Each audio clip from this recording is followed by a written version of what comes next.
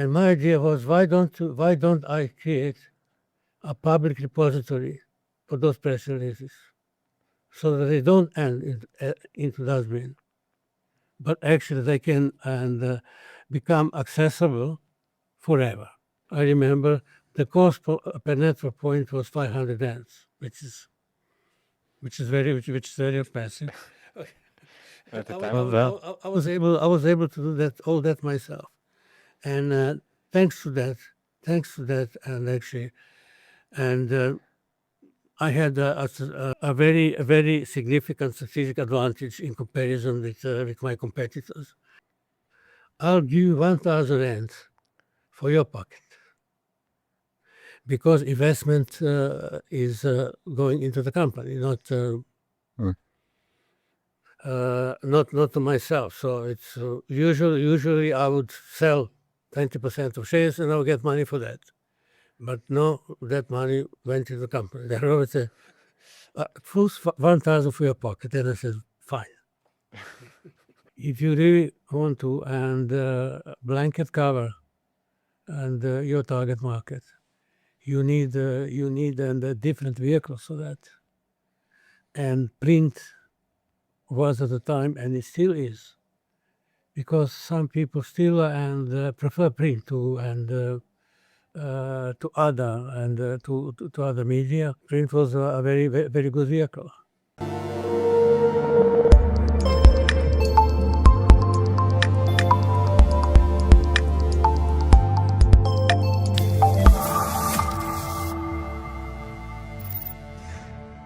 Hello, fellow geeks.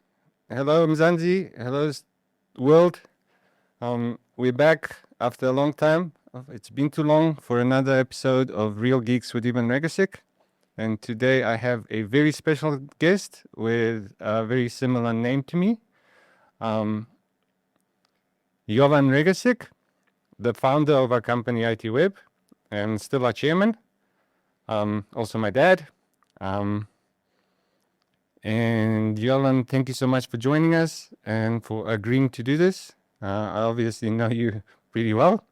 I know you're a private person and you don't like to be on camera, but there is a very special occasion which is bringing us together. So, yeah, thank you. Happy Friday. Welcome. Okay. Thank you for the invite. It's only my pleasure. To begin, I'd like to take us back, double that, to 60 years ago. To a small village in Yugoslavia. And I believe you were 16 years then. And could you maybe tell us what you were doing? Because from what I believe that this was your start of your career. Yeah, exactly. And I was 16. Then I was attending high school. And I started my first professional work in journalism.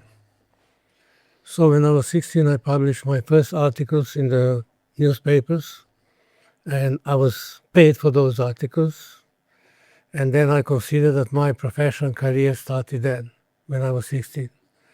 So in a way, and this is 60th anniversary of my professional work, which I'm very proud of, and it's the 30th anniversary of ITWeb, which I'm even more proud of. Sure.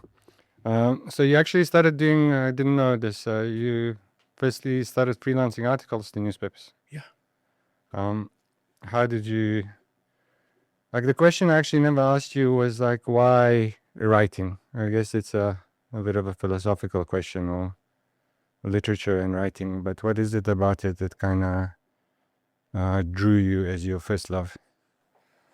Actually, it might be a philosophical question, but it's something that it's in you, and you can't explain, and why you want to write, or why you want to sing, or why you want to do sports, or anything else that people are doing. And we simply have this and in us. But how there is a very interesting story and how actually I started the whole thing and why.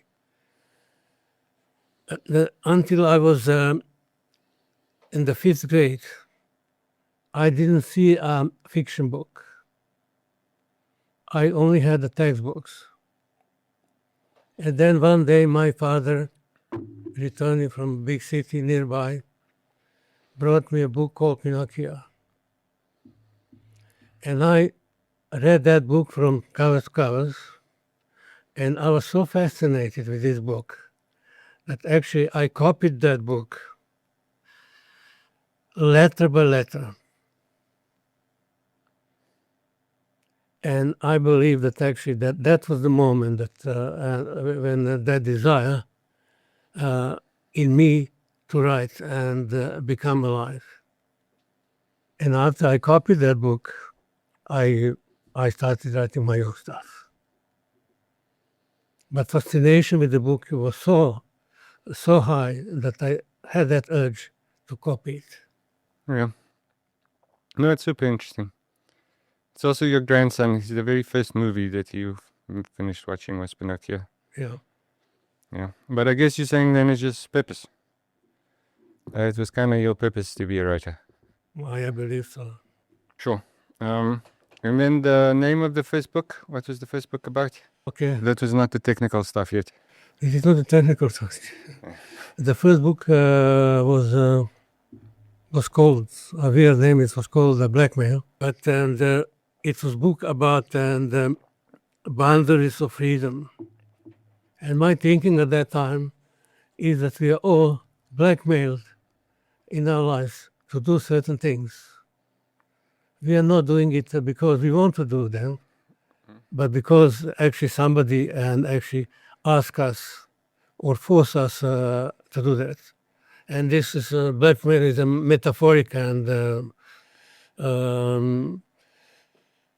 name, but yeah, this is what the first book was about. Obviously, at that age, and I was very obsessed with and issues of freedom. Well, And this is why I write that first book. yeah. Ah, interesting. Even 60 years ago, you were even one of those. Yeah. For freedom. Yeah. But then the career, because what I also like to establish, because this is a show for geeks and it has to be credited that you are a real geek.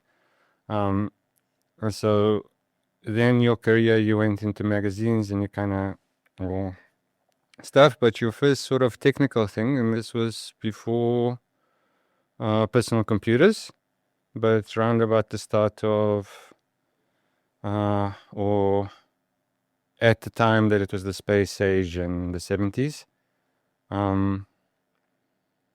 you went into, how did you get into, you were writing for Galaxia, right? Yeah. Can you tell us kind of how you evolved and then got interested into sort of the space, and then I want to get through to the personal computer, but that was maybe the first. Yeah, I also, I was for a certain amount of time I was working as a natural science editor in in popular science magazine called Galaxy.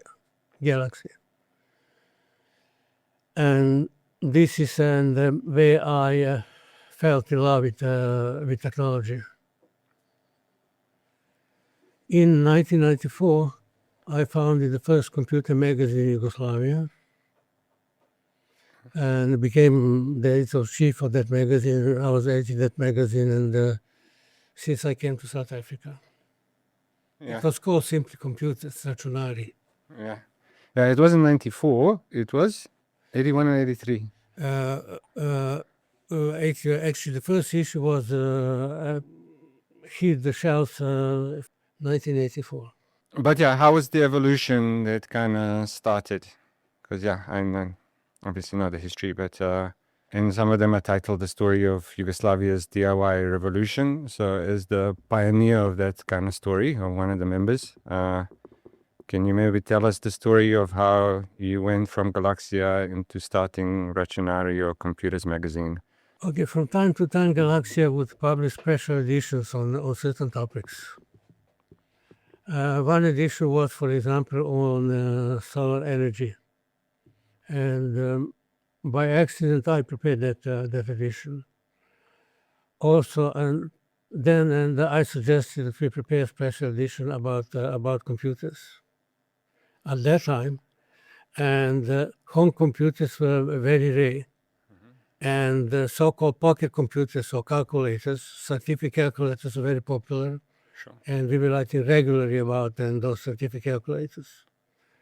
And actually those articles and prompted the idea about computers. I got my first computer in 1983. It was called Spectrum. And I bought a book called Spectrum Disassembler, which is actually the code of the complete code of computer that actually you need if you want to do software development on a computer.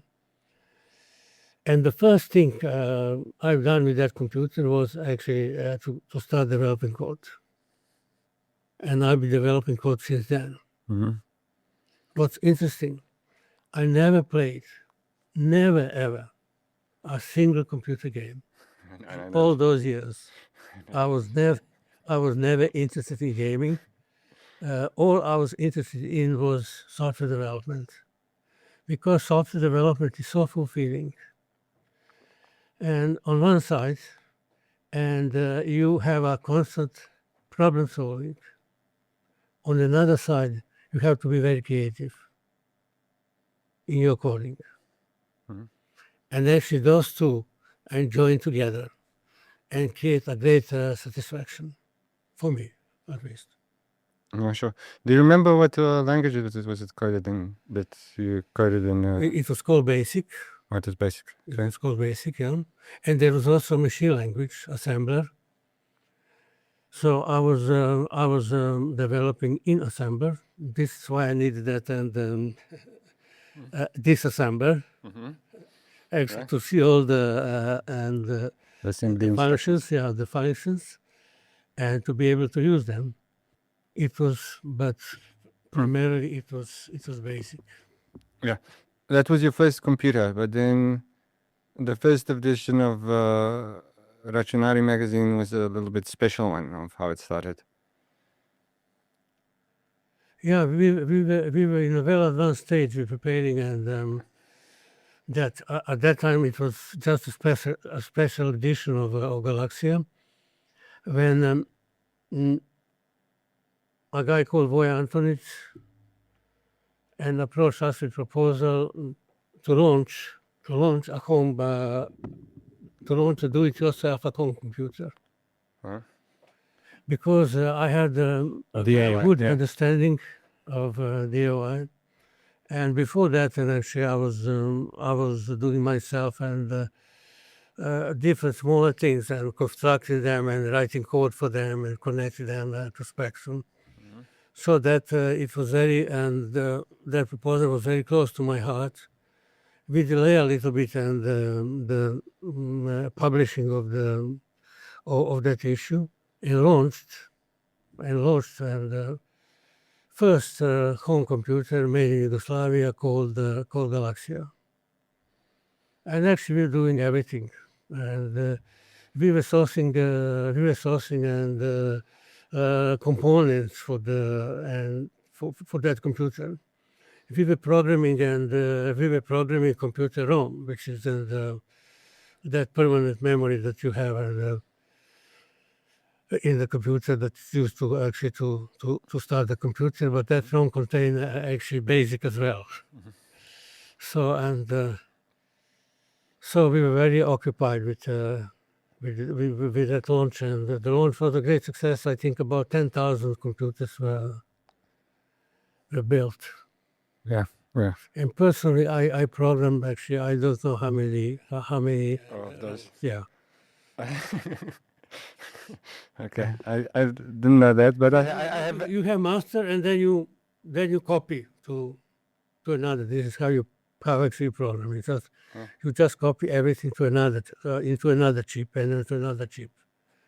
Yeah, I have very clear memories of you on a kitchen table soldering the motherboards and assembling these sort of things. Out of curiosity, do you remember the specs on that machine? How much RAM did it have? Or? Yeah, you're right, 32 kilobytes. And then I made a memory extension, another 32 kilobytes, so to up it to 64 kilobytes. Yeah, you can't hold one picture on there, hardly a video. Yeah. Right? I know in my age, and the gray cells are not functioning 100%. It's okay. I also know the story, so I can jump in. So you can. I'm a sunbreak. Yeah. There's some really nice stories out of that time. One of my actual probably favorite is it a hacking story? I don't know. It could be kind of like a hacking story, but I guess problem or solving or just a funny story of the time. Can you maybe tell us the one where you went on radio to broadcast the software? Yeah. Yeah, that was, yeah. So the general for reminding me to that. Yeah. So for the general audience, it was around about the time that the Mac was also, I think it was launched in '83. PCs were new; Yeah. they were too expensive for Yugoslavia, so it was actually a big hit. Lots of people jumped onto it, but also software was too expensive. So what did you guys do? Yeah, actually at the time, first, and it was too expensive. Second, and due to poor economic situation in Yugoslavia, and import of many goods, including computers, were forbidden. So, and actually we're smuggling computers. Okay. So my first computer was smuggled Okay. into the country, as computers of many other people. But then, and obviously, there is lots of piracy when it comes to software. Oh, sure. Especially that age.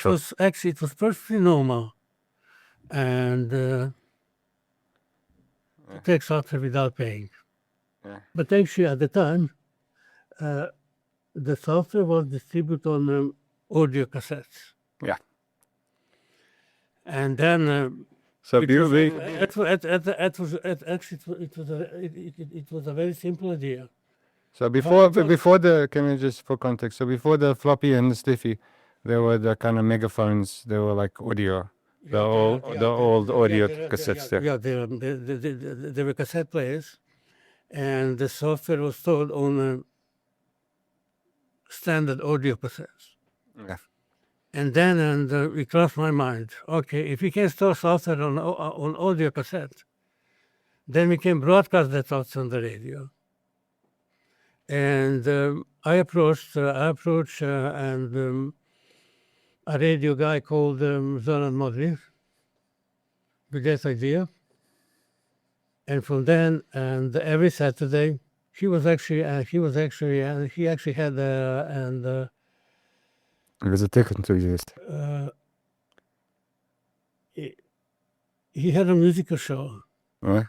Yeah, he had a musical show, and within that musical show, and we were broadcasting every Saturday. We would broadcast one program for computer. Yeah. And then you, as a listener, you would go and you say record. Yeah, you just press record, and this is it. Yeah, and you got your sort of word processor there. Yeah. On your game. But actually, and my spectrum was directly plugged during the first broadcast. And I can't describe my happiness when I saw ready on my screen, which was the sign that actually the program is loaded and that you can... That downloaded and installed successfully. Yeah. Yeah, that's amazing. That's some geek points right there. Yeah, that perhaps was a geek part on me, but I don't consider myself a geek. Yeah, well, okay, I consider you to be one. But okay, Racionari then, I guess, carried on, and I don't know what happened in Yugoslavia. And I guess in '94, emigrated to South Africa. Yeah, correct. Yeah, it was a war in Yugoslavia then. Life was extremely difficult. there was shortage of everything, from bread to milk, and life was extremely difficult. This is why I decided to try my life in South Africa. Yeah, sure. You came to look for a job, from what I remember, just before, first by yourself to find one, before mom and me came. And yeah, you ended up as editor of, just in systems publisher. It is called PC Report. PC Report, yeah. Yeah, it was called PC Report. It was a consumer and computer magazine. It was in terrible shape. And our competitors called SA Computer Magazine, publishing Cape Town, and are beating us on all fronts. And I was editing that magazine only for 6 months. And then the publisher decided to pull the plug. But it's interesting how I got the job, and the 15 days after I came to South Africa. Mm-hmm. And I went to the job interview. Yeah, this is the part where actually I want you to say, because it's an interesting one. Interview. You could hardly speak English. Is a very important thing. I wasn't able to speak English. I didn't speak English at that time. I went to the job interview, and then actually the publisher and the owner of that publishing house was surprised, and he asked me bluntly, "Are you literate?" And I said, "I'm not literate, but I know what readers want." Yeah. And I got the job, thanks to that sentence. Yeah. You told me slightly differently. Like, yeah, how can you apply for editor if you can hardly speak English? And I said, well, I know what the readers want. Yeah.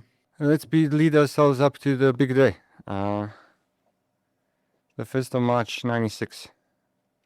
Yeah, the 1st of March, 96, and ITWeb opened for business. We published our first story. It was about Vukani computer solutions and first technology. Yeah. But actually preparations started in December. So on the 1st of March, everything was ready for me to press the button. Yeah. Can you, just before that, can you maybe explain the concept of kind of what it was and what you were trying to build, and maybe the early days? How did you approach it? Yeah, it's interesting how I came to that idea in the first place. And in the middle of 1995, I was a features editor in Computer Week, trade publication, the same publisher. And I was writing a feature about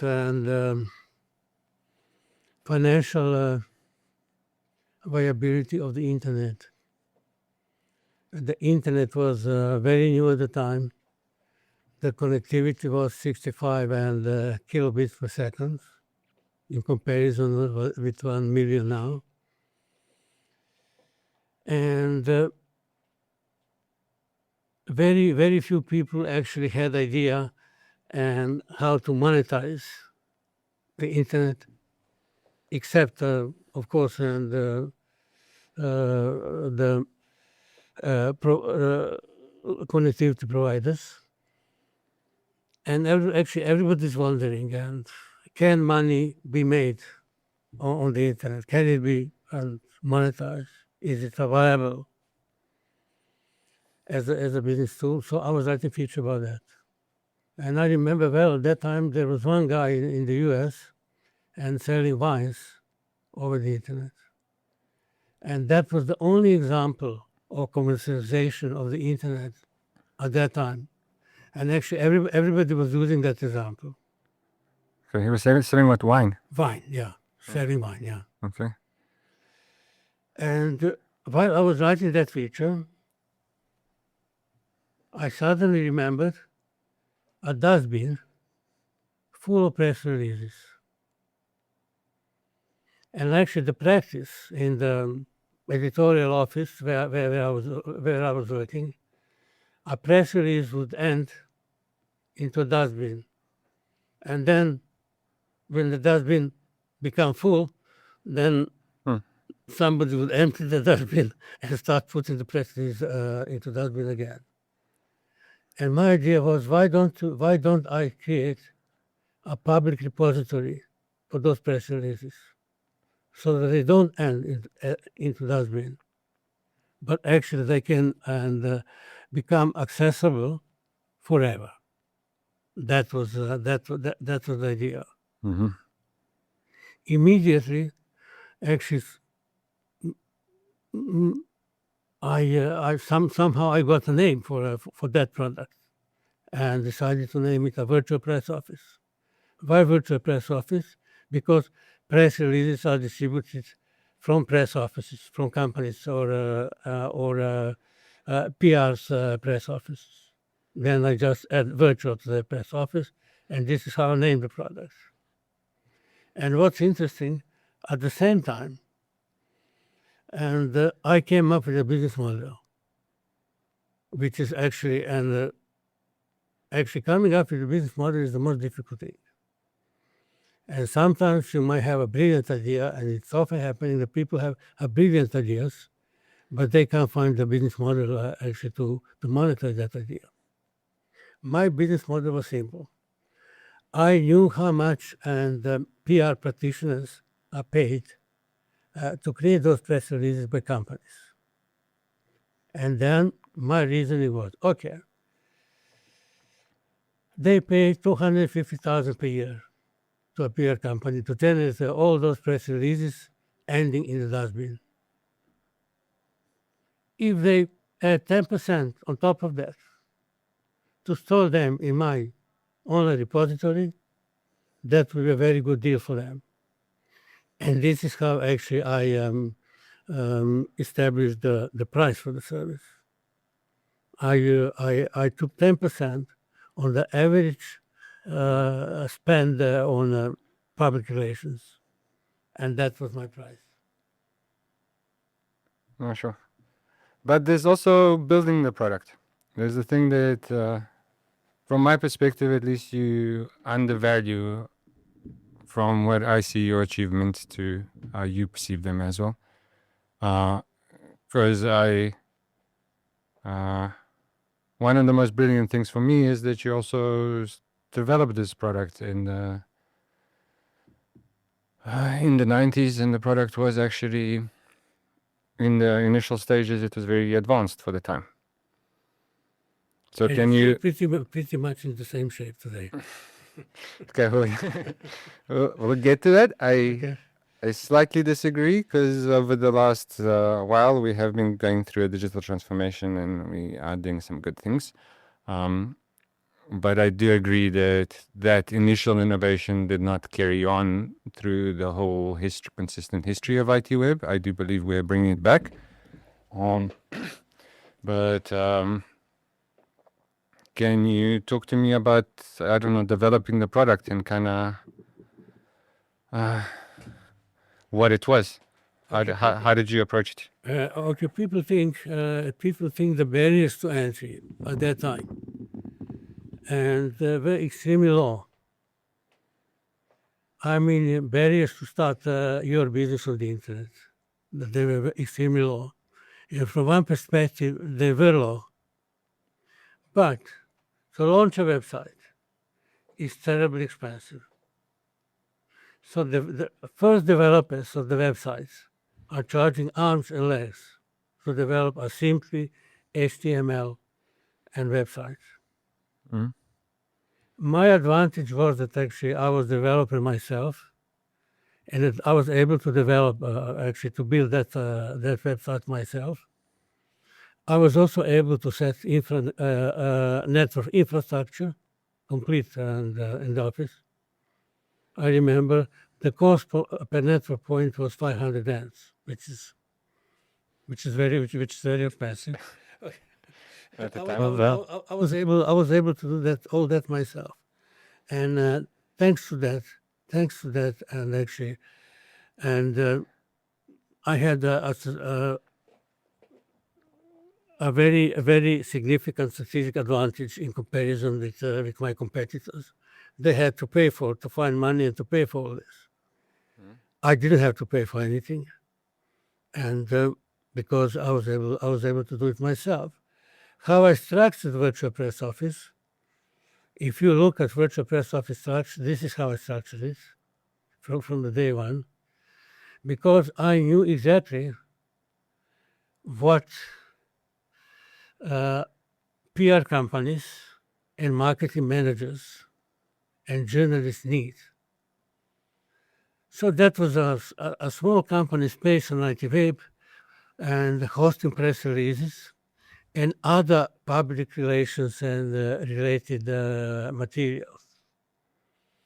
Company profile, pictures of managers, and all this stuff. So everything actually that you need, and in the public relation business, is hosted on in the Virtual Press Office. So, and it was structured like that from the very beginning, because I had a very good understanding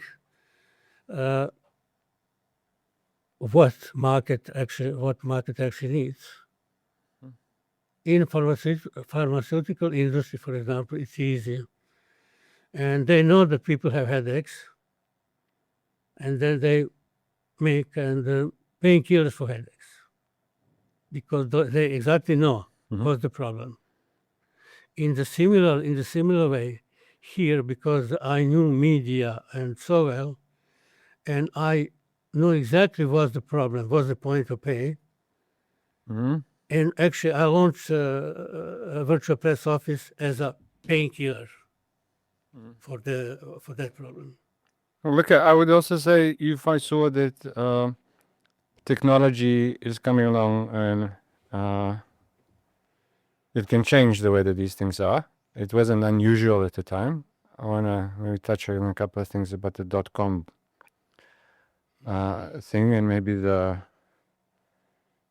comparison with the current AI bubble, because maybe there's some things we can learn from the .com age. But the part that you don't mention is that I think is super cool, is that you developed the publishing engine, which actually not only did you make your website, you made a desktop software which will make other websites, and this was way before the time that the world heard about a CMS system. Yeah. 10 years before we heard about CMSs and the WordPresses and all these things, and that is now standard place technology. You develop software which you take Word documents and publish them as HTML documents. Actually, that wasn't strange for me, because back in Belgrade, I developed a software which would take a Word and the document and convert it into the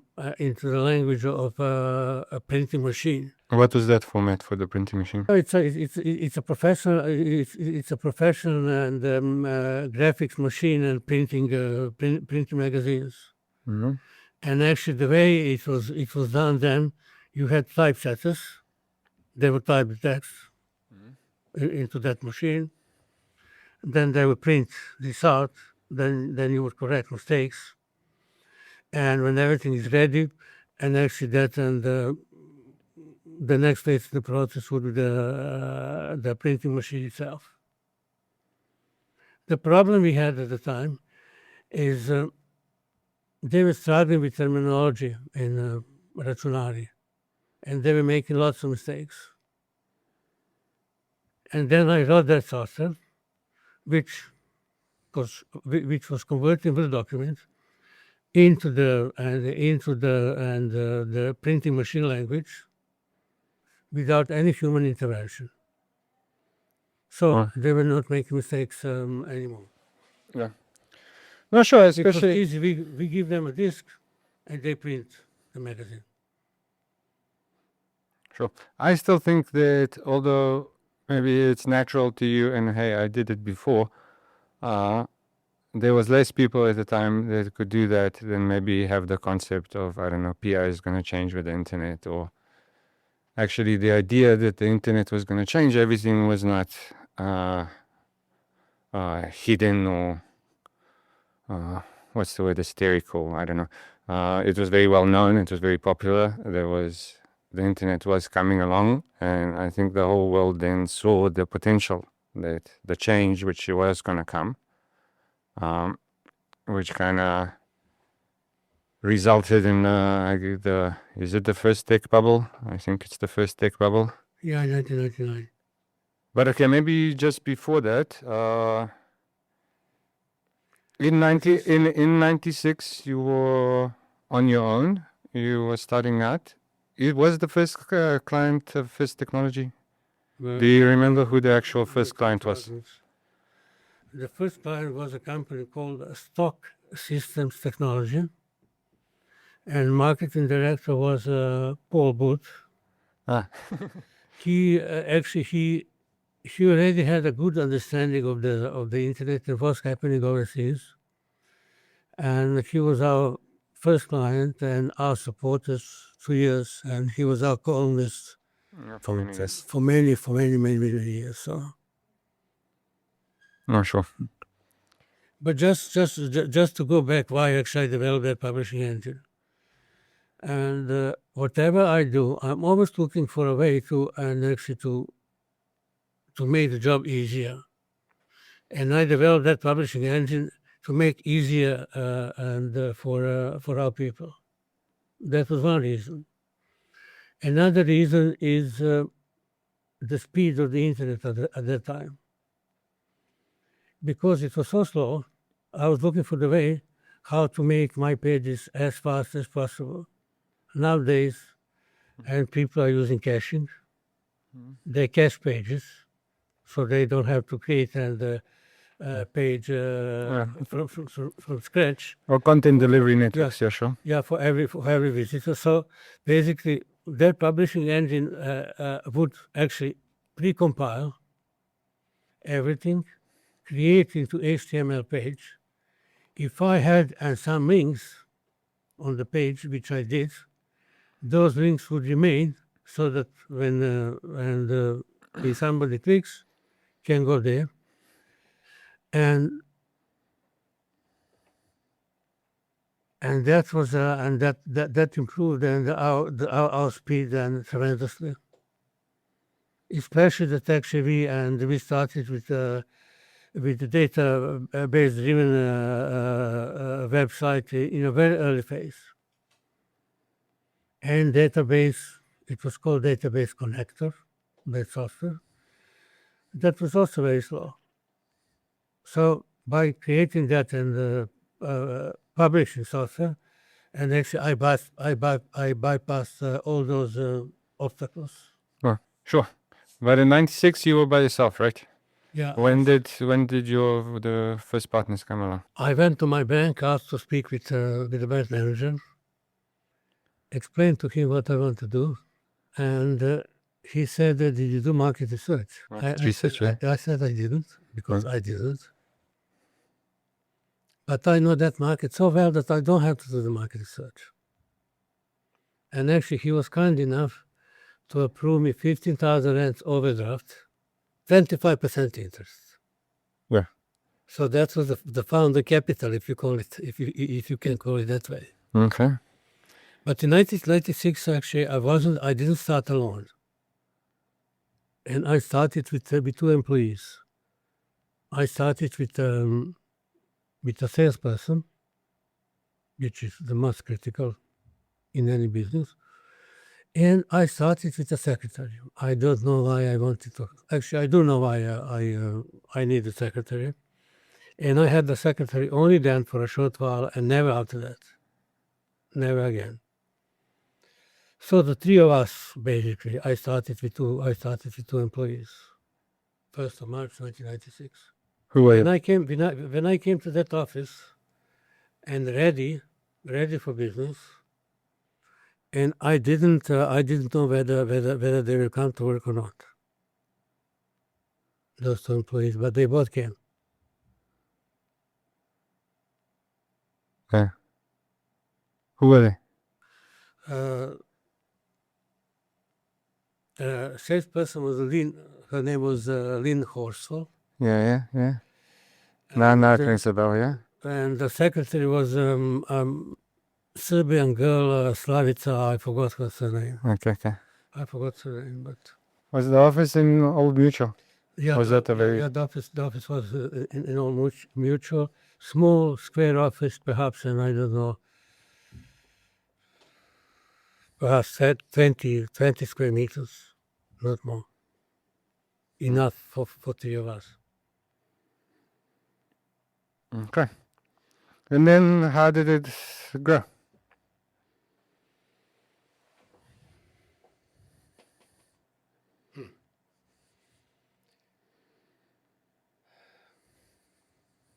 Now, and when I look back at that time, it was really a hardship. But at the time, I didn't feel that way. I didn't feel that it's hard. I didn't feel that I can't do it. I didn't feel anything like this. But obviously, those 15,000 rent overdraft, and I spent before actually we opened the office for deposits, for computers, and for everything else. But that actually you need. Well, you could buy a life at 50. Then I thought I started looking for money, and nobody wanted to give me money. Nobody wanted to give me money. And Angela Regasek, she was the first employee, was witnessing my actually agony to find money. And she said one day when I came back, and she saw in my face that there was another failure. Because if one bank says that doesn't want to give you money, be 100% sure that no other bank will give you money either. And she said, "Don't worry. You pay me when you can." That was unbelievable boost of confidence for me. And I can say there are some.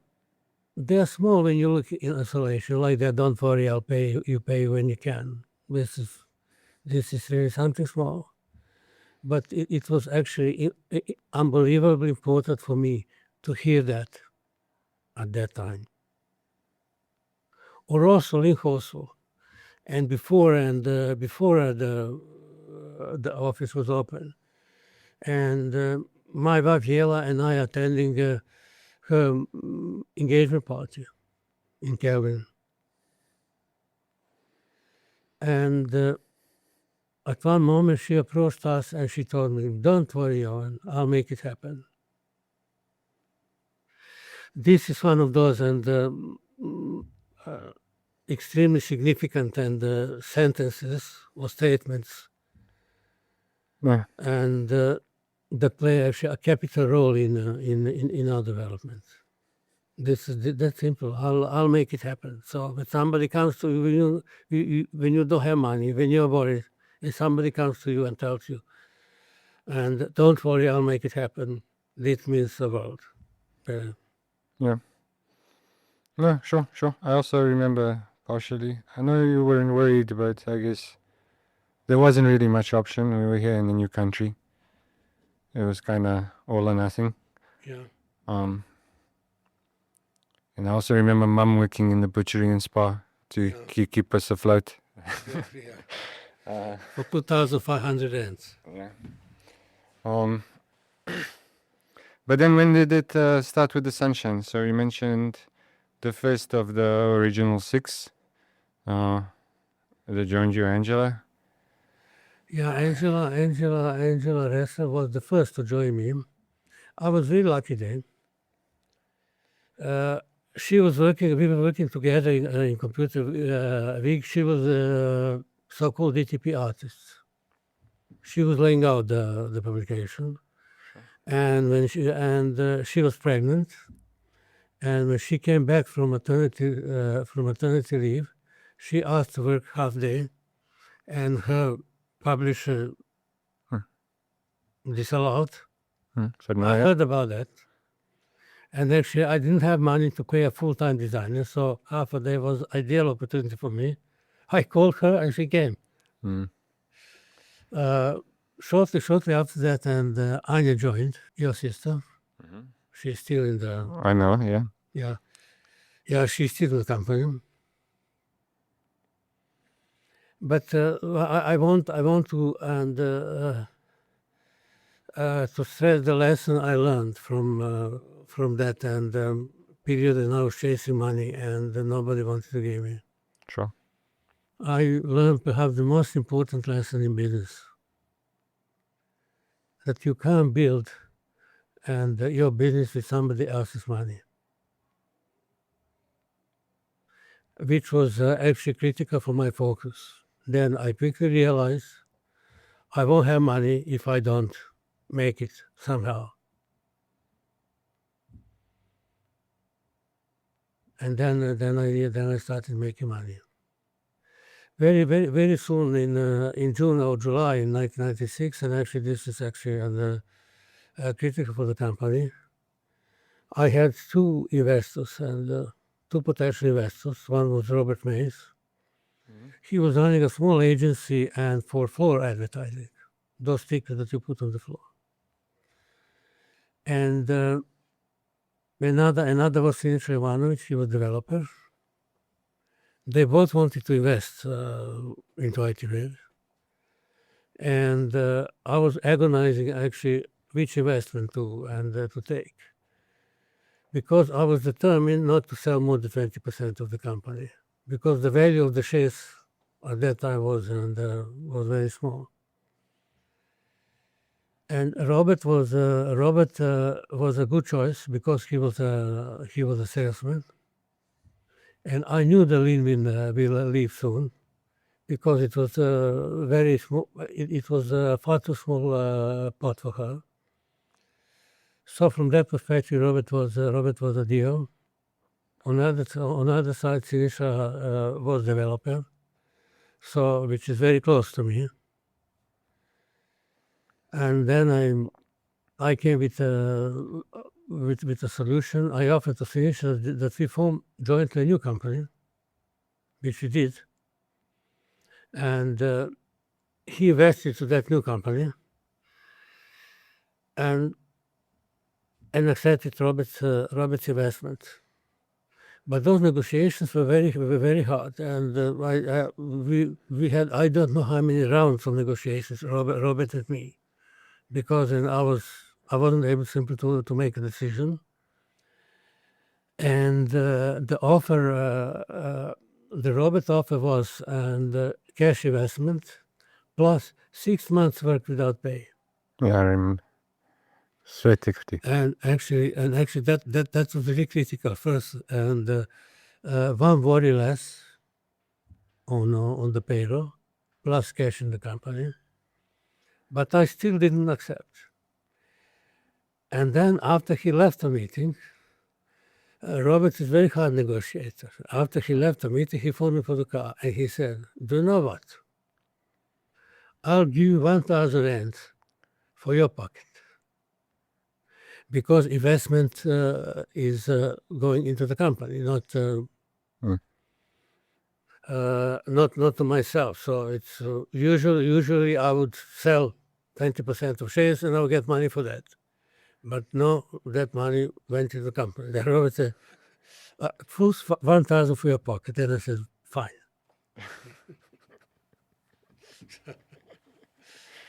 I mean, this is anecdotal, but No. so Robert and Siniša joined ITWeb in June and July as my business partners. But before that, we had a public launch of the website on Computer Fair in May. It was in Ezek. And actually, that was the last time the computer show that was held in. and I had a stand there, and I had a big screen display with LED, because my vision was always to to publish in parallel, online and physical.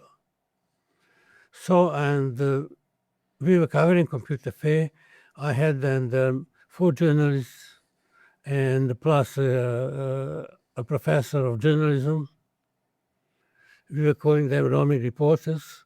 They have ITWeb T-shirts, roaming reporters in the back, and they were covering show live.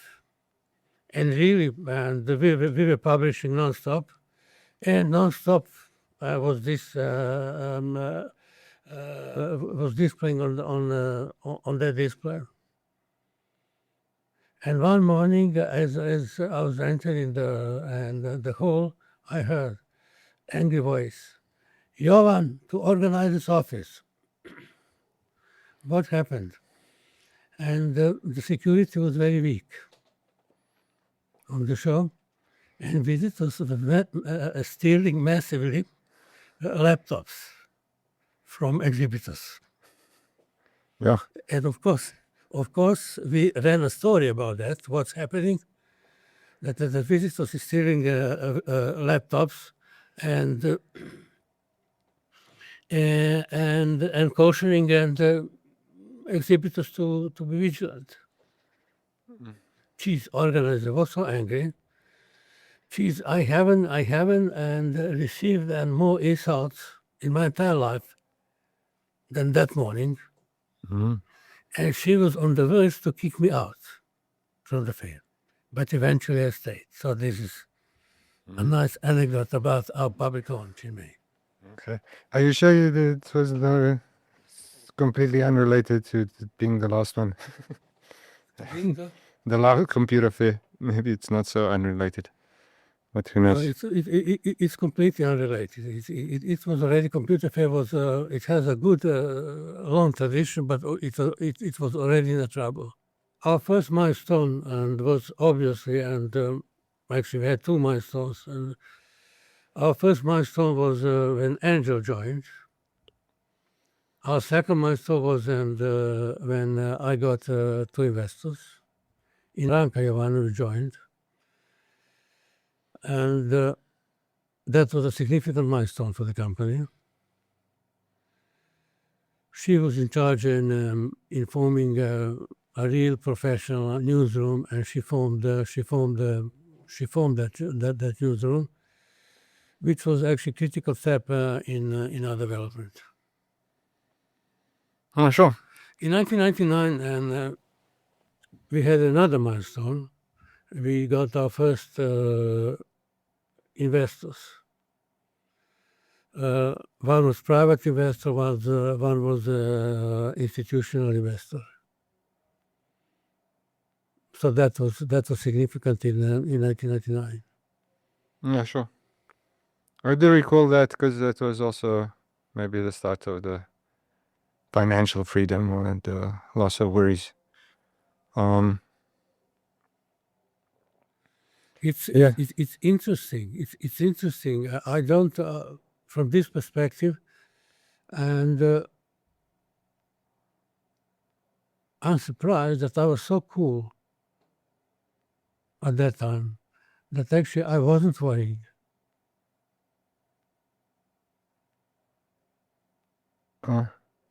But this is perhaps, and because an ITWeb attracted a huge interest on one side, there are 2 sides.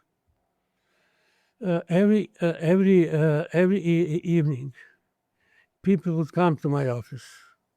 Ranka was regularly coming. Paul Ferber was coming. John Talit was coming every evening. Some customers were coming.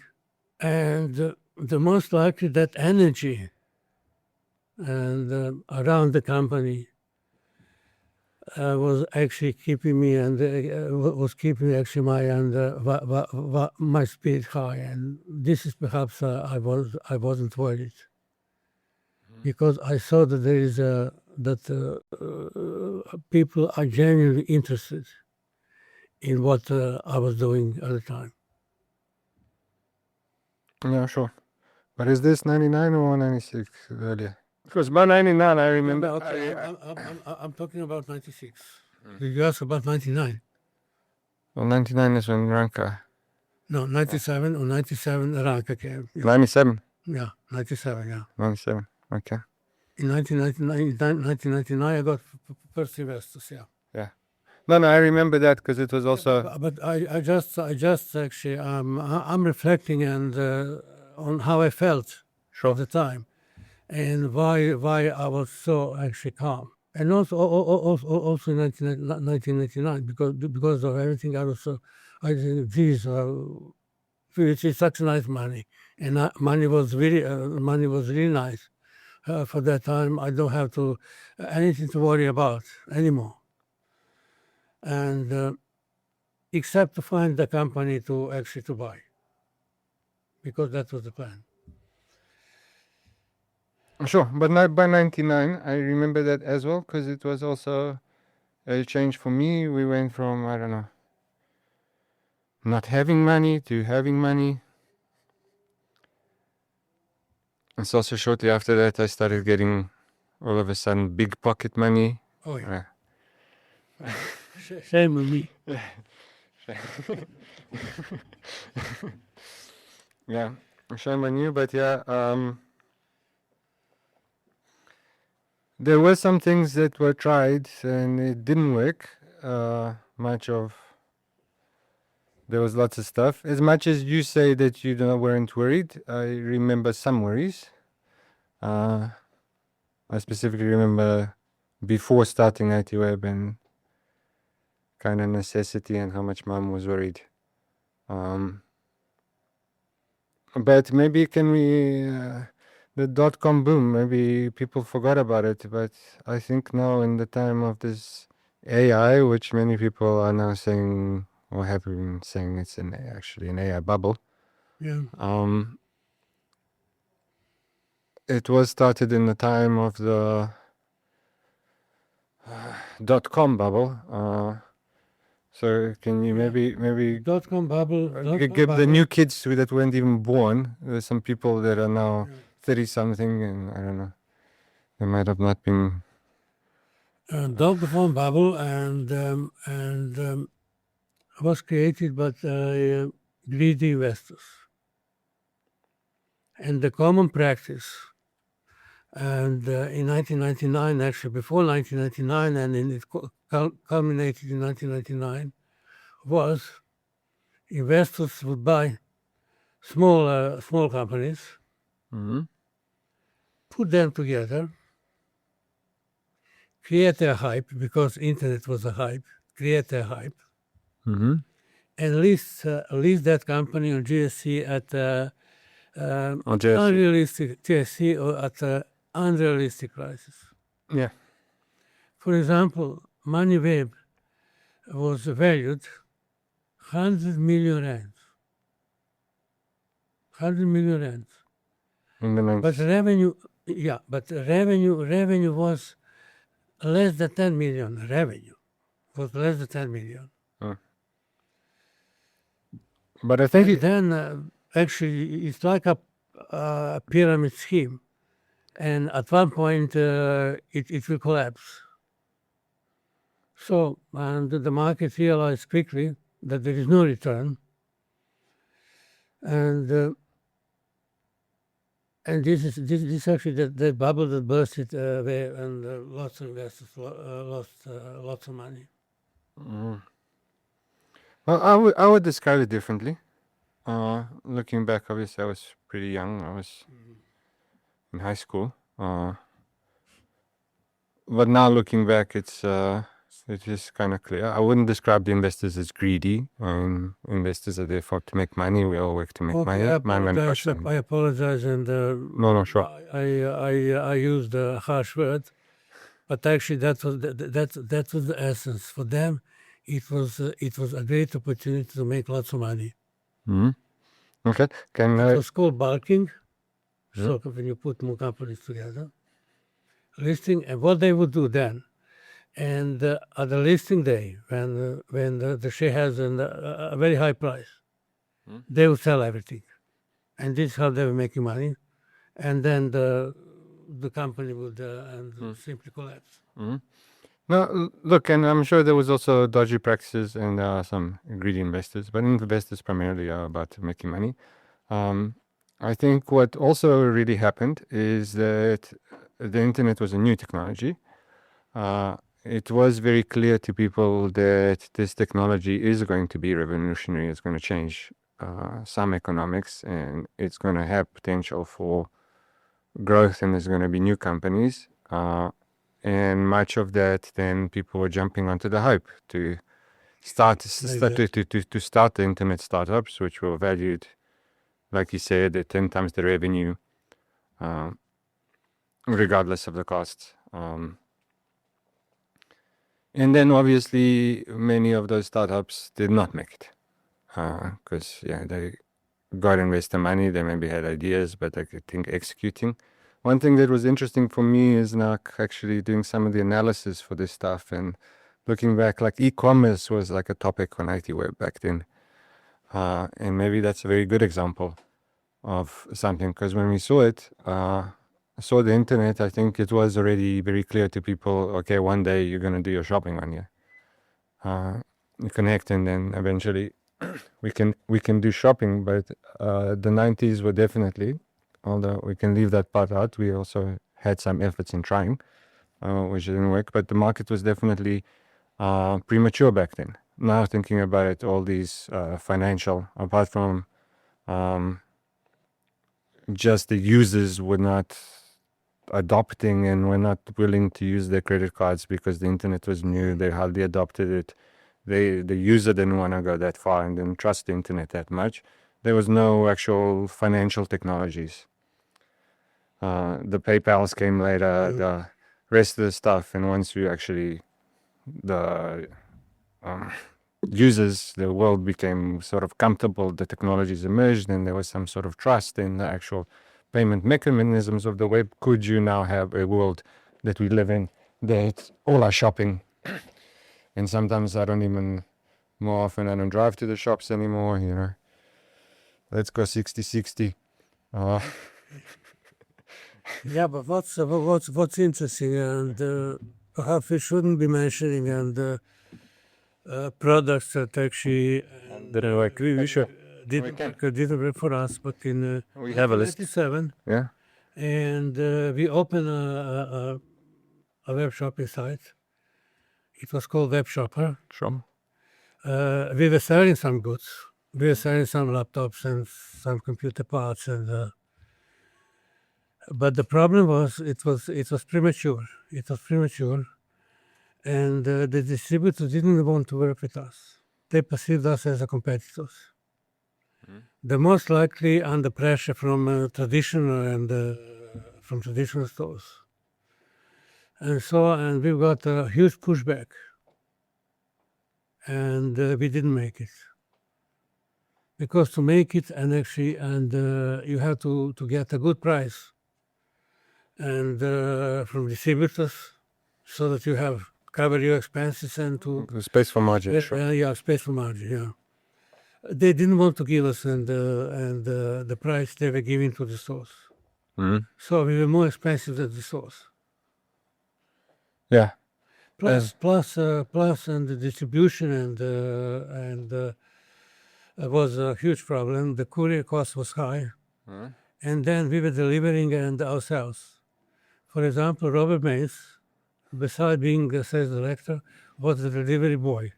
So when somebody buys something, laptop, he takes that laptop, it goes and he delivers it. Right. So the beauty is that actually we are all doing everything necessary in the company. No, sure. But I think the other part is that maybe I do understand that, and we've discussed this, that there was that distribution network and you had to get in with the suppliers and the whole, sort of, it's not just about the online site, but I think the other part, which maybe you neglect, but looking at it, it's very clear, people were using checks. You almost had to be crazy to be putting your credit card. payments. Maybe Yeah, some people, but this was way before. At that time, I mean, yeah, people were still using checks, and almost nobody was really using their credit cards on the internet. yeah.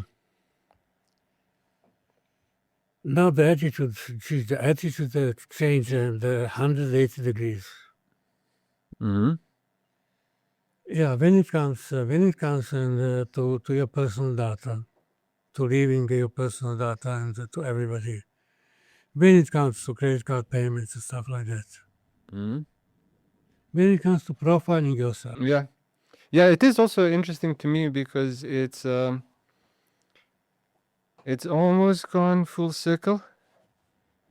Like, let's say in terms of applications and that actual primary fear. The 90s web was, apart that the technology was older, although like some things like Ajax actually did exist very early on, they weren't utilized. Asynchronous functions in JavaScript and stuff like that.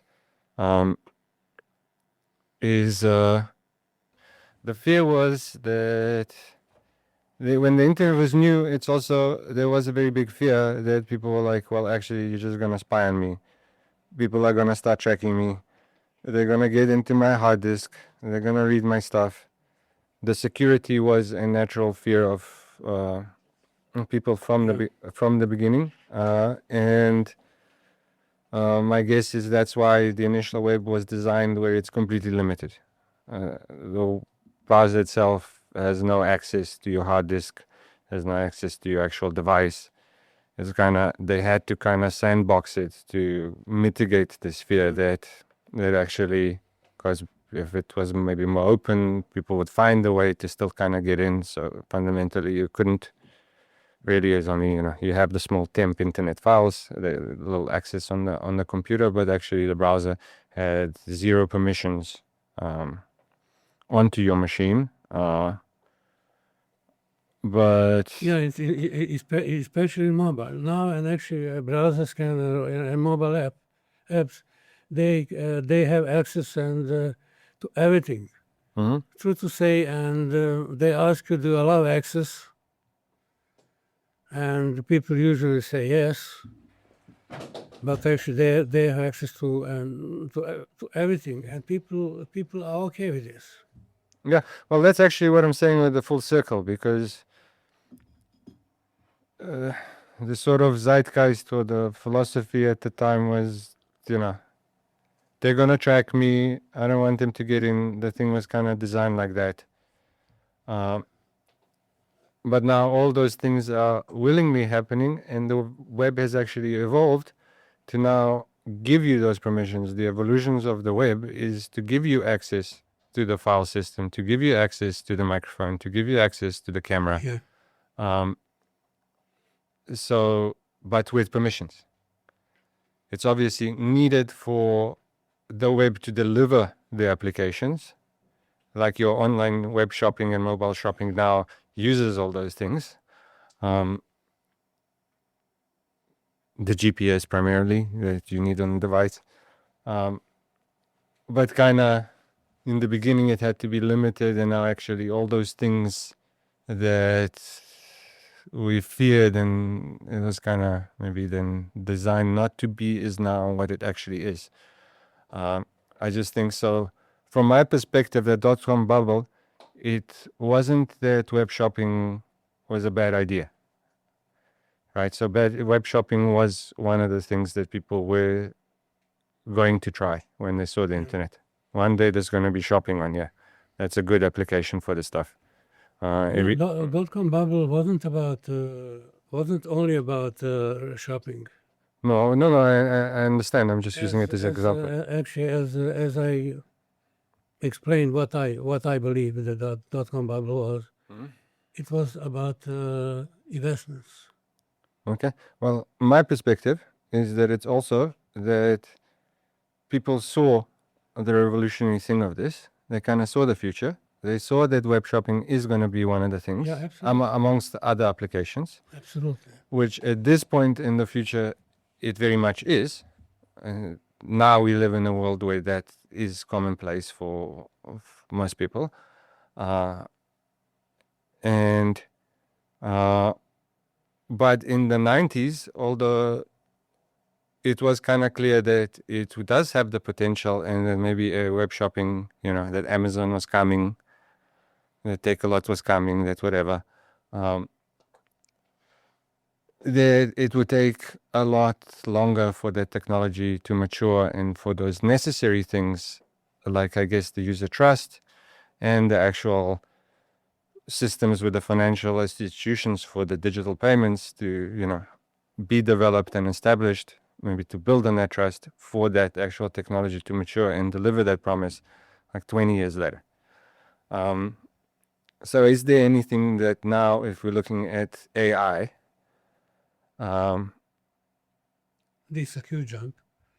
yeah, I'm kind of diverging from the history, but it's a good time, and maybe to also give some context to the things. AI, to me, it seems, is in a similar space, or the start of it is, where we see that it's a very revolutionary technology which is going to change things, change the future, and change the way that economy works in business. But most likely it's not right now. Many of these hype elements of AI in the industry is very much driven with hype. And now we're finding out that, all these things cost way too much money. And the improvements which they can make on it. Because also, like, my fear when I first saw it is you would just think, well, it's just going to get double smarter in 5-10 years. Yeah, sure, it's going to be too smart.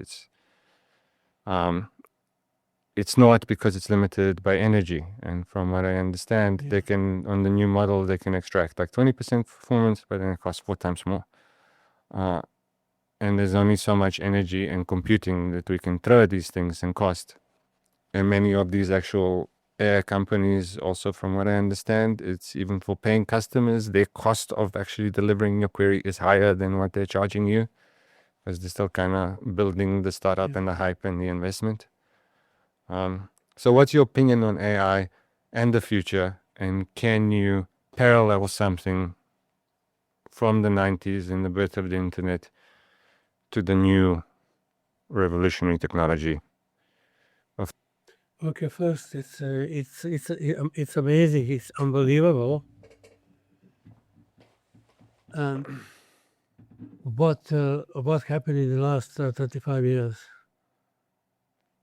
Where we were then and where we are now. And AI is developing at a rapid speed, and I agree it's a revolutionary technology. The key challenge now is computing capacity that is available in the world, and the energy, electricity, because AI is demanding actually, and lots of supercomputers which require lots of energy. And I see in Europe, for example, and the governments are readjusting their plans. They are building rapidly a huge data centers for AI, and they are building power plants to power those. So AI is exceptionally and demanding when it comes to resources, but it's an unbelievable technology. It's an unbelievable technology. Yeah, I would also. I mean, definitely, this is the way to go. This is the way actually the world will go. We'll go and AI way, and AI and actually and control devices. From toasters and to taxis Yeah, no, sure. There will be many things that it will automate and change. And I would imagine it can never be as efficient as actually a developer writing a function. The way that it works is by, at least in some part, guessing these things and doing trial and error. So it's obviously not the most efficient computing wise. It has to be the whole concept. I kind of understand. You're just throwing computers till they actually guess the right functions and the answers, which are going to take you to the right code. Yeah, in my experience, AI is often guessing, and sometimes is very stubborn in guessing.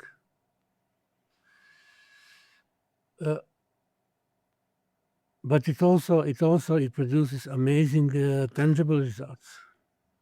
In which specific spheres do you find good applications for it? Where you're saying intangible results? I have experience in software development, and now I'm referring to software development. Yeah. I mean, practically in a split of a second, and AI will give you a function for which you might need perhaps a couple of hours to complete. Yeah. Sure. But in your opinion, is it at the point, because maybe we are jumping ahead, and you've also kind of gone full circle to kind of in your semi-retirement back to your development days. But can you say,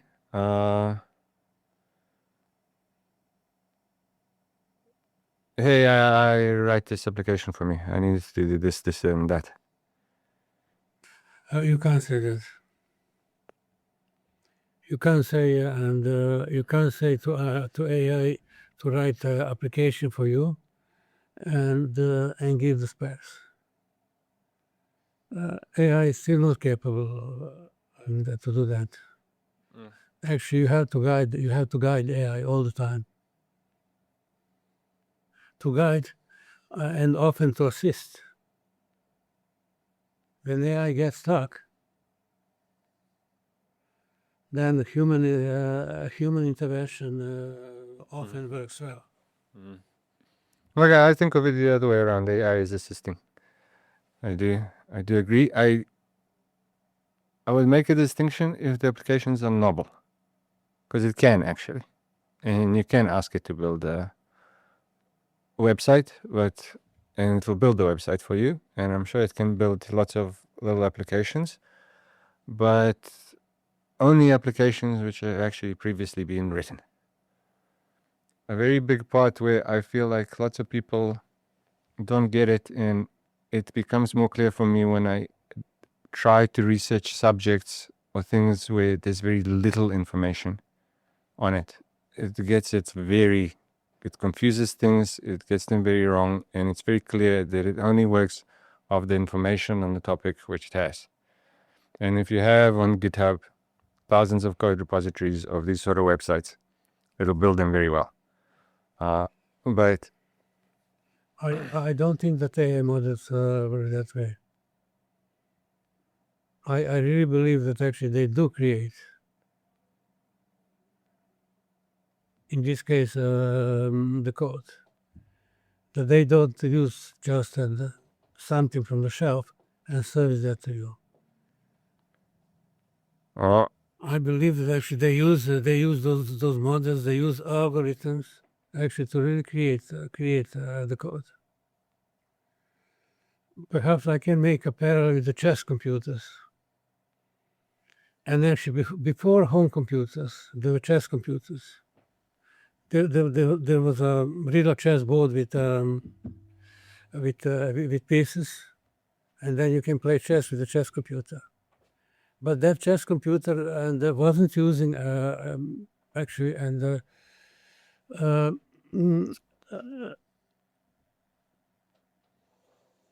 already existing games. He was working and using algorithms, and this is how it was, and now, and chess computer doesn't look at the history of all chess games that happened and then a response to your move or play a game that way. Chess computers, they really play. And I believe AI really creates. I don't believe that actually they used a huge base of code and pull out what's appropriate. From what I've seen, that's exactly what happens. And sometimes it actually translates the code. So the first thing, if you're actually looking at asking it to give you a specific website, is it'll actually already look up the existing websites, which kind of do that. And those are the things that it's firstly references. I think in the example of chess, how I would understand it, because that was actually the first really impressive thing with AI for me was AlphaZero. And that one specifically was because, as all the other chess engines, because both of us, we love chess, that is the one game that we both play, that you have all the chess engines and the program chess engines, and that's been a whole category of software for many years, you know, from the Big Blue in the 90s to the Stockfish and stuff. Of today till AlphaZero, they were all programmed. They were all programmed on the whole history of chess knowledge and the best way that people can understand chess and try to program the functions of how to play. And then apparently AlphaZero came in and they said, okay, we're not even going to give you the history of chess and the games. It's just you keep playing till you figure out the right algorithms. That model was specifically trained with that. I guess it did. Chess is still limited. It did kind of figure it out. But then let's say why, if it's not just regurgitating what it's reading, why does it say so many stupid and racist and sometimes things? We had all these hallucinations and stuff with AI. Is AI actually really thinking like that? Sometimes like a troll on the internet, which AI can often be. Is it that is the mathematical process which it's getting to? Or is it just that it's regurgitating the trolls on the internet? That's what it read. That's what it kind of assumed as it used as the input. It assumed it to be right, and it just regurgitated. I believe it's really thinking. I believe it works on algorithms, and I believe it's pure mathematics. So by what AI does, I think it's a pure mathematics. So by mathematics, it's hallucinating or being a troll. That it's the right answer. No, using actually AI creates using mathematics. The physical world works according to mathematics. For example, function, and in HI head is not the code he produces. It's just I think it's a bunch of mathematical formulas that he uses, which translates into that code, or into whichever he gives. Okay, but the mathematical formulas will probably for a chatbot be to kind of look up in some knowledge before you answer and translate. It's not completely. I agree with you. Sure, mathematics. I really don't know. So the first thing I'm going to do when I get home to start interrogating Chat GPT and how its models work, who trains the models, how is it using existing and solutions, or is it creating solutions? And Okay. I really don't know, but this is what I believe. Okay, but I don't think that maybe ChatGPT is also the right first thing to ask about how ChatGPT works, because remember jailbreaking? Remember, I've also seen some spooky examples where people set rules for AI and then it kind of tells you that its purpose is to enslave the human race by 33 and the whole process kind of goes spooky. But those are, again, opinions of some people where it still can, that data exists in the world and it can regurgitate that data. So it's not, I don't actually understand it as thinking, but okay. It's like the deaf leading the blind. None of us actually really know how AI works. But my guess is if it's like the dot-com bubble, that some of the things are starting now, like there are applications already. Those things which are hype are coming, but at some point in the much more distant future. And yeah. Okay, what the world of tomorrow we'll still yet to see, but let's cover maybe some of the other things from ITWeb's history. Yeah, there was lots of hype about Y2K, and but actually nothing happened. Nothing happened. Nothing crashed. Yeah. There was no damage. Mm-hmm. The problem was in the number of digits in those old systems. Yeah. And Yeah, pistola is 2 digits instead of 4, yeah. There were only 2 digits, which is not sufficient for 2000 and beyond. But company managed to fix that before, so it's No, sure. The Y2K is remembered as something that was just a fad or whatever the right word for it is. But okay, then what other milestones from ITWeb's history? There's a very important one, 2001. It was the start of our security summit. I think something very important for the industry. We were ready in 1999, and I mentioned that actually this is the year when we got the first investment. On the more human side, the first child and the first ITWeb child was born in 1999. And what's interesting, and his name is Damian, and now he's working as a junior developer in the company. But he was the first baby born in ITWeb. What do you mean born in ITWeb? From ITWeb staff? From ITWeb staff, yeah. Yeah, from ITWeb staff, yeah. And then, 1999, and Karen Berman joined ITWeb. And she's one of the most critical employees we have. And actually, I consider this as a milestone. Huh? I consider as a milestone in 1998 when Glenda von Zyl joined ITWeb, because she managed actually to round and the newsroom what Ranka already started, and from that point we can say, and with clear conscience, that we were operating and a fully professional user. In 2002, we started Brainstorm magazine. This is also a significant milestone. We are still publishing. Maybe it was one of our successes. Let me just say, the founding editor was Branko Brkic of the publication. Brainstorm is still very well and is still very alive.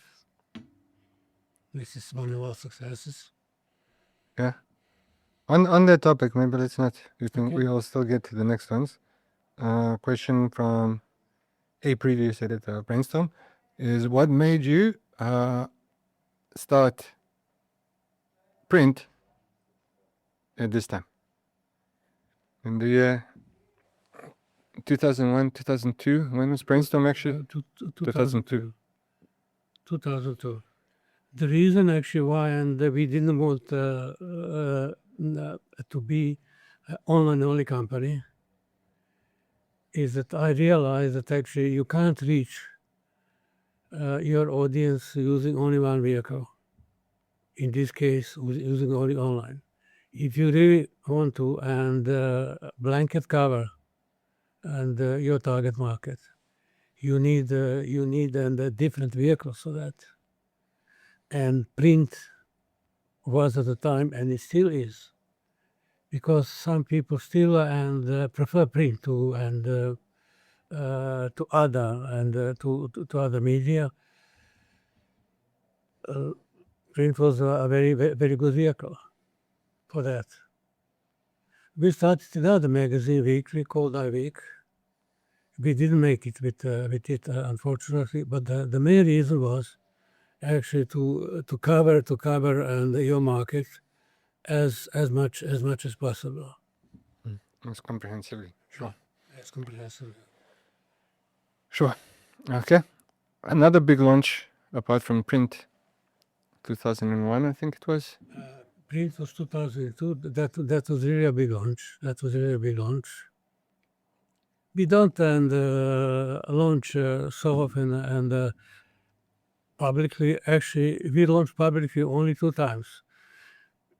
We launched publicly ITWeb and we launched publicly Bracer. Other products we will not launch publicly. That's okay. Those two are still going. There's another one you're missing. Come on. No, I'm not missing. If you mean events, events is a significant milestone. We launched events in 2004.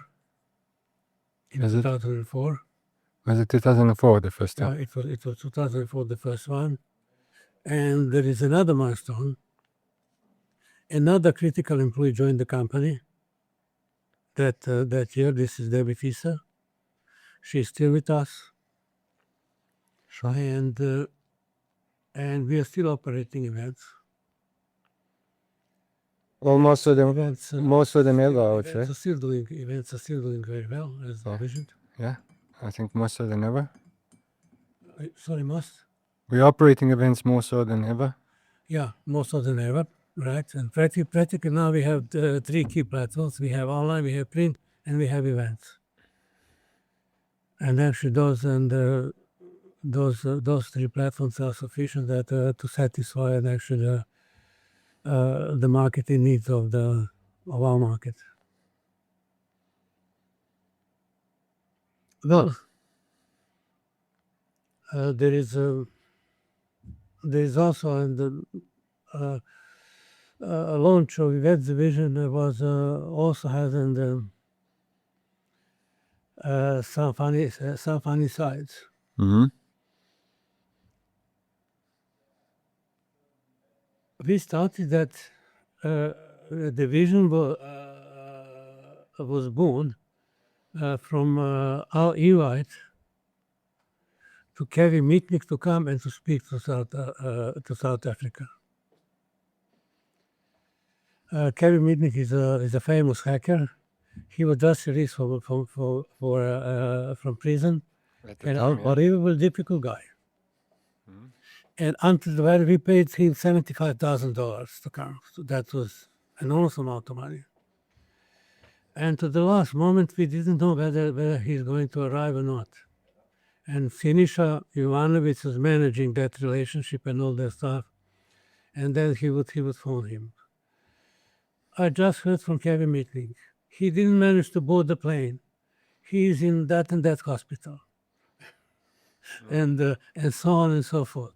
I don't know by which miracle, but actually he managed to come to South Africa on time. But geez, that was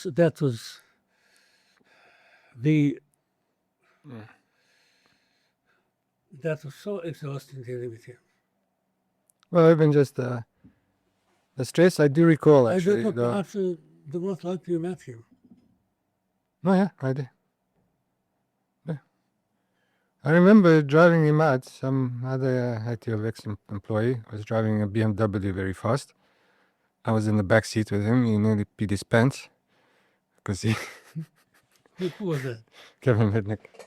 Oh. Because he's a hypochondriac or or was. But yeah, I remember the risk. I remember the stress. But it was the birth of something great, as it turned out. Even in the analysis of doing some analysis with AI about ITWeb's history and stuff, it puts that as a pivotal moment, not for ITWeb, but for the local industry. Exactly. As cybersecurity and cybersecurity awareness and all the things that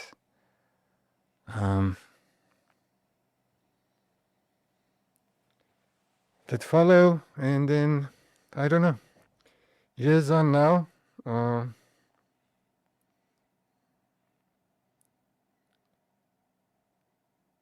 media world has changed. There's been quite a few.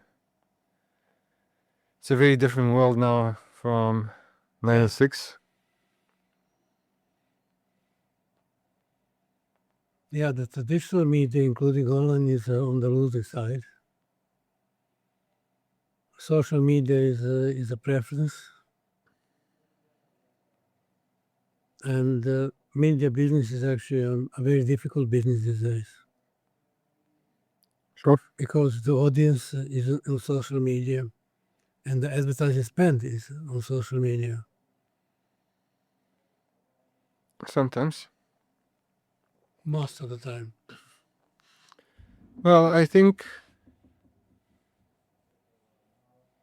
like, it is our plan, or I am very well aware of the things because I am trying to keep it going. So far successfully. Actually, at this point, it does seem like we'll keep on going. I don't have to stress lose too much sleep about it. But it is very clear that if we want to keep going, we do need to evolve with the things. We can't sit with the same business model from the 90s, the same sort of things. So I don't know, our evolution into an overall community, which is a little bit in line with social media, because ITWeb should get back to its root and really be a community. In the background, we're working on many things for now without actually the technology to support it. So for our 30th, we'll introduce the first self-service product. That's great. With a mobile app, which is still coming in its true potential, because we did release one, but it's more kind of like a beta version for us and for our events division at this point. The events functionality is nice, but the real aspect of what we want it to be is not it's not realized yet. It's a work in progress, but many of these things, connections and etc., will work towards that goal of bringing the community together digitally.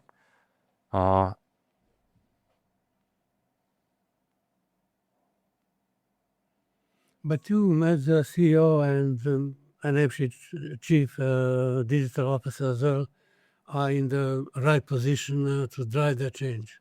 Sure, which is what I believe I'm doing, trying to do.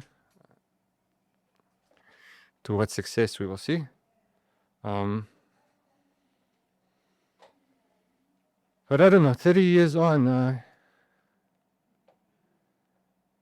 I mean, what moment are you... Okay, 2 more questions from staff. What's your scariest moment during the part? Was it Kevin Mitnick?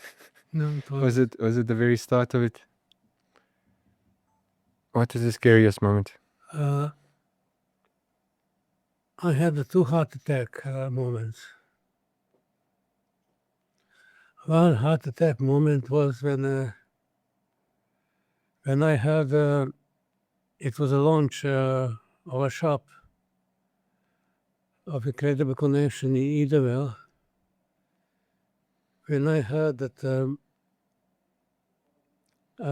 my previous employee is bringing to South Africa and a big international company as a direct competition to me. The company's name is PR Newswire. He brought that company, and they tried to operate. They didn't make it, and and they withdrew. But when I heard that, and you can imagine, I almost got a heart attack. Another heart attack moment was, and we organized an online press conference. Yeah, this is also one of the things that we've done in the early phase. We had an online press conference, about 30 journalists registered and attended that press conference. Of course, it was chat-based. You type, they type, like on WhatsApp now, but that was a huge novelty and at the time. I developed software for that, but the Microsoft just released 87 pages, and I wasn't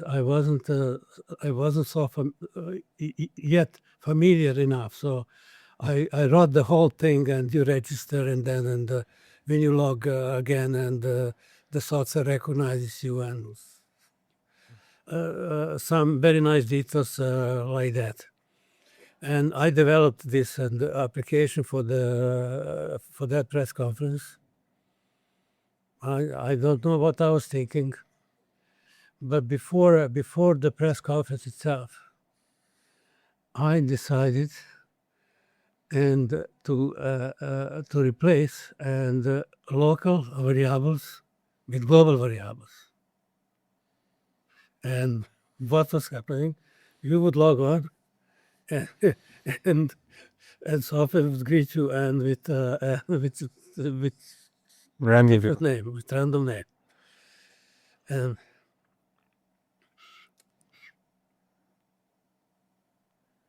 it was unbelievably stressful. And Angela and Robert told me that when they came to my office, that I was hiding under the desk. So that was the scariest moment. Thankfully, I remember what happened. I fixed it before the press conference, and everything went fantastically well. And what's interesting, and actually, and Graham Edison, a professor of journalism, told me that he was very excited about that press conference, and told me this is the future of the internet. People to communicate. No. But so I was hiding under his desk. But yeah, we are in the stage now where we're streaming, we're here on a podcast. There are some of those things. Yeah, the part I missed about your very interesting story in your love, mostly hate relationship with social media is you actually ran a social media thing in former Yugoslavia. Yeah.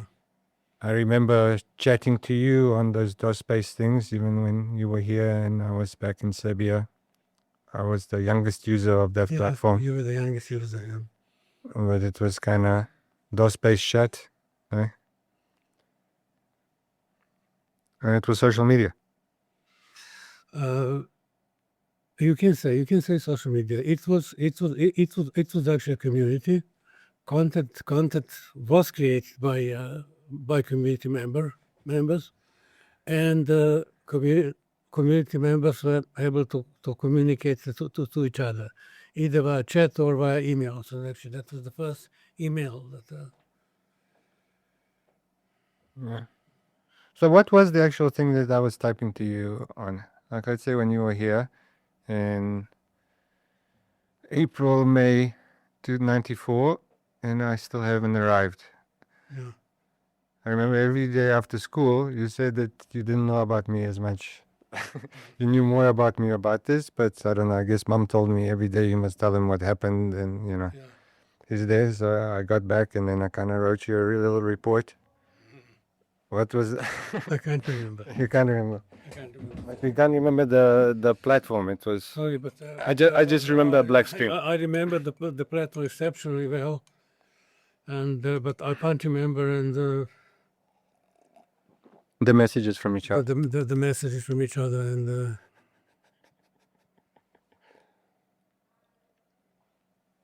That's okay. So, okay. 30 years. Are you proud? What do you want to say to ITWeb? Happy birthday. Well, thank you so much. And we are recording today, and the anniversary is tomorrow. It is tomorrow the 1st. Sunday. Sunday. Yeah. The day The after. anniversary is Sunday. I'm extremely proud with ITWeb. And the role ITWeb played and in our industry and in South African economy and during past 30 years. Company, from business perspective, company has been always profitable. We didn't have a single negative financial year, which means that we are making nice contribution. That we are making nice contribution to our economy. I believe that ITWeb has been playing and is still playing and a pivotal role in our industry. It's a very important communication channel between buyers and sellers of technology. And once a reader gave us a compliment by saying that ITWeb keeps the IT industry together. It was very nice to hear that, obviously. I don't think that ITWeb keeps the IT industry together, as every industry money keeps and IT industry together. Mm-hmm. But ITWeb does play an important role as that communication channel between relevant parties. Yep. And I'm really proud and with that role, and I'm really proud with the contribution that which we are making. I have to say that ITWeb was built. Okay, I was the founder, and I was also building ITWeb until I retired. I'm still building ITWeb, but ITWeb was built by 690 people working through those 30 years, and some of those people were building and foundations and structural elements of the company. Some people would add another brick in the wall, to quote Pink Floyd. But even a single brick matters, because if we didn't have that brick in the wall, and we would have a hole. So each and every one on those 690 people working for ITWeb build the company the way it is today. And I'm thankful and I'm grateful to each and every of them for choosing ITWeb as the company to work for a short time or for a long time, especially for a long time. Yeah. Hmm. And my wish for the next. So guys, if you look, if you look this podcast, and I'm extremely grateful to all of you. Yeah, for listening. Yeah, and my wish to kind of conclude is, I hope over the next 30 years we continue to make a contribution, to get back to some of the roots. I think we are in a good position, but my wish is actually to leave an impact, and importantly to do for my children what you've done for me. And hopefully one day I can have a podcast with my son. But yeah, we are very proud of you. I'm very thankful for entrusting me with this platform and for the opportunity to make a contribution and difference. I do agree the IT industry is far too big now. But we played a pivotal part, and we still play an important part, and we can, yeah. do more, but importantly, live good lives and live good people. And doesn't have to be anything. Just let's not be useful. Let's be useful. Let's make good change. Yeah, the next 30 years belong to you.